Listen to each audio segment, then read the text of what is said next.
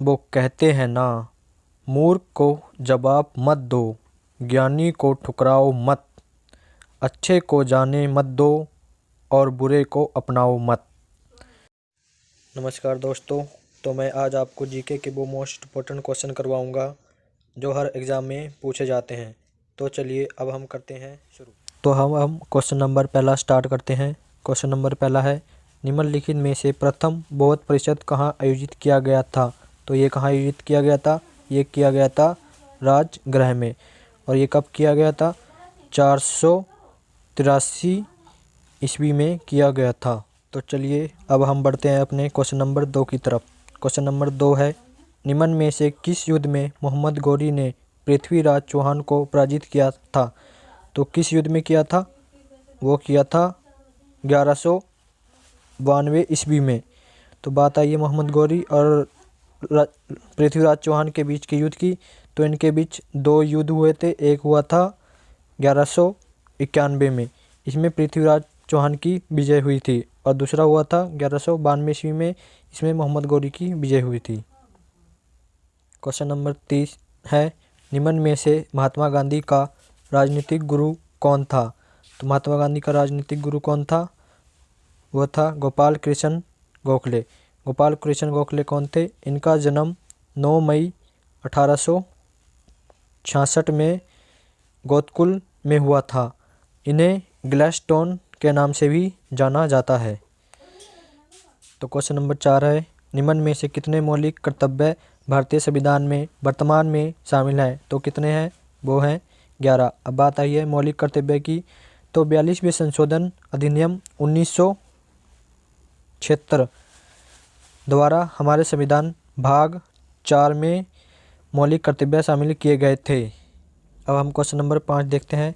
बस question number 5 है, भारत में एक वर्ष में 50 सेंटीमीटर से कम वर्षा होने वाला राज्य कौन सा है? तो कम वर्षा वाला राज्य कौन सा है? वो है लेह लद्दाख।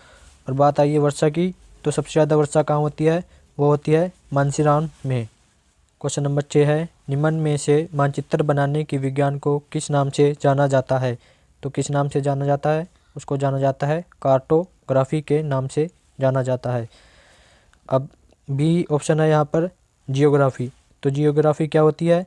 ये होती है पृथ्वी के ऊपर स्वरूप, पहाड़ों, महाद्वीपों, झीलों आदि का ज्ञान इसमें शामिल होता है। मतलब जो पृथ्वी के ऊपर की वस्तुएं उनके बारे में पढ़ा जाता है। अब कपोलॉजी का तो अभी मुझे पता नहीं है, ये मैं बाद में बताऊंगा। और डी है जियोलॉजी। इसमें वह विज्ञान जिसमें पृथ्वी की उत्पत्ति, संरचना तथा उसके संगठन, शैलों द्वारा व्यक्त इतिहास की पढ़ाई की जाती है। मतलब इसमें पहले के बारे में पढ़ा जाता था कि पहले कैसे कैसे उत्पत्ति हुई थी पृथ्वी की, इसमें पढ़ा जाता है। क्वेश्चन नंबर 7 है, अशोक के शिलालेख किस लिपि में लिखे गए थे? तो किस लिपि में लिखे गए थे? वो लिखे गए थे ब्राह्मी लिपि में लिखे गए थे। क्वेश्चन नंबर 8 है, निम्न में कौन सी विद्यापीठ सबसे पुरानी है? तो कौन सी सबसे पुरानी है? वह है नालंदा विद्यापीठ सबसे पुरानी है। नालंदा विद्यापीठ कहाँ पे है? यह है स्पेन में। क्वेश्चन नंबर 9 है, विक्रमादित्य को और किस नाम से जाना जाता है? तो और किस नाम से जाना जाता है? वह जाना जाता है चंद्रगुप्त द्वितीय के नाम से। चंद्रगुप्त द्वितीय का शासनकाल कितना था? वो था 380 से 415 तक। क्वेश्चन नंबर 10 है, एल्होल शिलालेख किससे संबंधित हैं? तो किससे संबंधित हैं? ये हैं पुलकेशन द्वितीय से संबंधित हैं। क्वेश्चन नंबर 11 है, किसके शासनकाल में हेनसांग भारत आया था? तो किसके शासनकाल में आया था? तो वो आया था हर्षवर्धन के शासनकाल में हेनसांग भारत आया था। हर्षवर्धन का शासनकाल कितना है? तो हर्षवर्धन का शासनकाल 590 से 647 ईस्वी। कितना है? 590 ईस्वी से 647 ईस्वी हर्षवर्धन का शासनकाल है। क्वेश्चन नंबर 12 है, दिल्ली का कुतुब मीनार किसके शासनकाल में पूरा हुआ था? तो किसके शासनकाल में हुआ था? इल्तुतमिश के शासनकाल में पूरा हुआ था। और कुतुब मीनार की नींव किसने रखी थी? वो रखी थी कुतुबुद्दीन ऐबक ने। अब कुतुब मीनार का व्यास कितना है? तो वो है 14.5 मीटर और इसकी ऊंचाई कितनी है? ऊंचाई है 72.5 मीटर।